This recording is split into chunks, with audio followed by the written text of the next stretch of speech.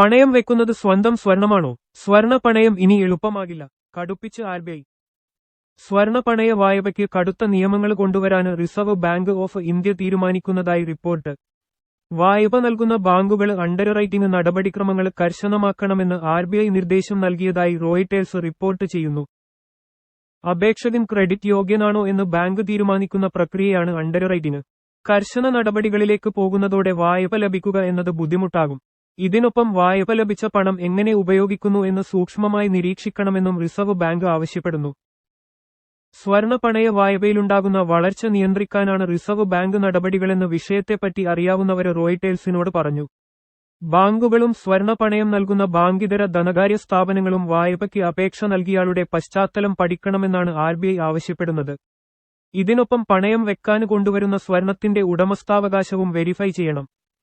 സ്വർണ പണയ വായ്പയിൽ പിന്തുടരുന്ന തെറ്റായ രീതികൾ തടയുകയും മേഖലയിൽ സാമ്പത്തിക സ്ഥിരത നിലനിർത്തുകയും വേണം. ഇതിനായി എല്ലാ ധനകാര്യ സ്ഥാപനങ്ങളും സ്വർണ പണയ വായ്പ നൽകാൻ ഏകീകൃത മാനദണ്ഡം പാലിക്കുന്നുണ്ടെന്ന് ഉറപ്പാക്കണമെന്നാണ് RBIയുടെ ആവശ്യം.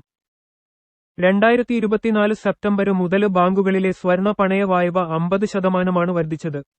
മൊത്തം വായ്പകളുടെ വളർച്ചയെ സ്വർണ വായ്പകൾ മറികടന്നിട്ടുണ്ട്. ഈടില്ലാത്ത വായ്പകൾക്ക് കർശന നിയന്ത്രണങ്ങൾ കൊണ്ടുവന്നതും ഇതിന് കാരണമാണെന്നും റിപ്പോർട്ടിലുണ്ട്. ലോകത്തിലെ രണ്ടാമത്തെ വലിയ സ്വർണ ഉപഭോഗ രാജ്യമാണ് ഇന്ത്യ.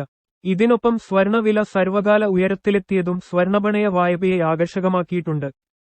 കഴിഞ്ഞ 12 മുതൽ 16 മാസങ്ങൾക്കുള്ളിൽ നടത്തിയ ഓഡിറ്റുകളിൽ ബാങ്കിതര ധനകാര്യ സ്ഥാപനങ്ങളുടെ പോർട്ട്ഫോളിയോകളിൽ RBI ക്രമക്കേടുകൾ കണ്ടെത്തി. വായ്പ തിരിച്ചടവിൽ വീഴ്ച വരുത്തിയവരെ അറിയിക്കാതെ ബാങ്കുകൾ സ്വർണം ലേലം ചെയ്യുന്നുണ്ട്.